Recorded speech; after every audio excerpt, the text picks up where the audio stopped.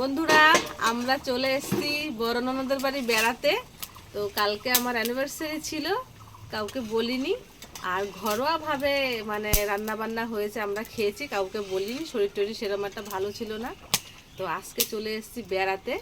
তো আমার বান্ধবী শুনেছে অন্য লোকের কাছে যে কালকে আমার অ্যানিভার্সারি ছিল, কিন্তু অন্য লোকের কাছে শুনেছে বলে ও মনটা একটু খারাপ করছে।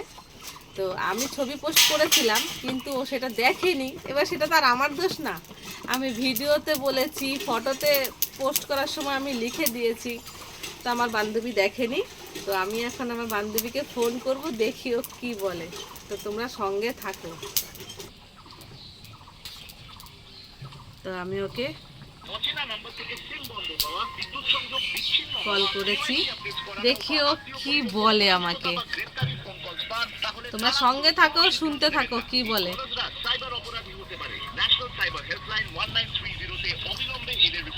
আরে বাবা, কাকার বকবকানে শুনতে শুনতে মাথা ধরে যায়।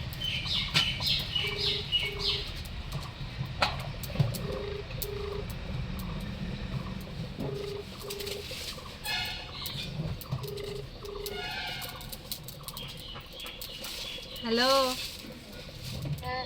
কি করছো? কি হয়েছে?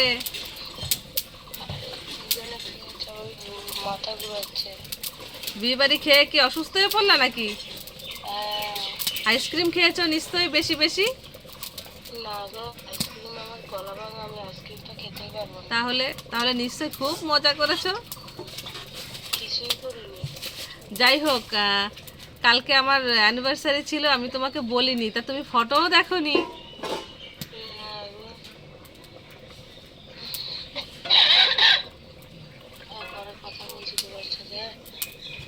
ও আচ্ছা, ঠিক আছে।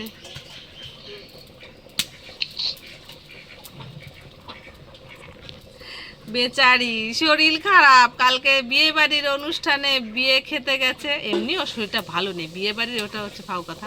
যাই হোক, শরীরটা খারাপ, তাই আমাকে আর কিছু বললো না। এই ঝাড় দেবে ও আমাকে ভিডিও বানাতে গেলে। তো যদি ঝাড় দেয় তোমাদের সঙ্গে অবশ্যই শেয়ার করব। তো আমার বান্ধবী খুব ভালো মনের মানুষ, আমাকে সেরকম কিছুই বললো না। আমরা কিন্তু দুজন তুমি তুমি বলি, আমরা ভিডিওর সময় তুই বলি, আবার তুইও বলি। তো এই হচ্ছে আমার খুব ভালো বন্ধু। তো তোমরা সঙ্গে থেকো, পরে ঝাঁঝুনিটা পরে দেখো। এখন আপাতত টাটা।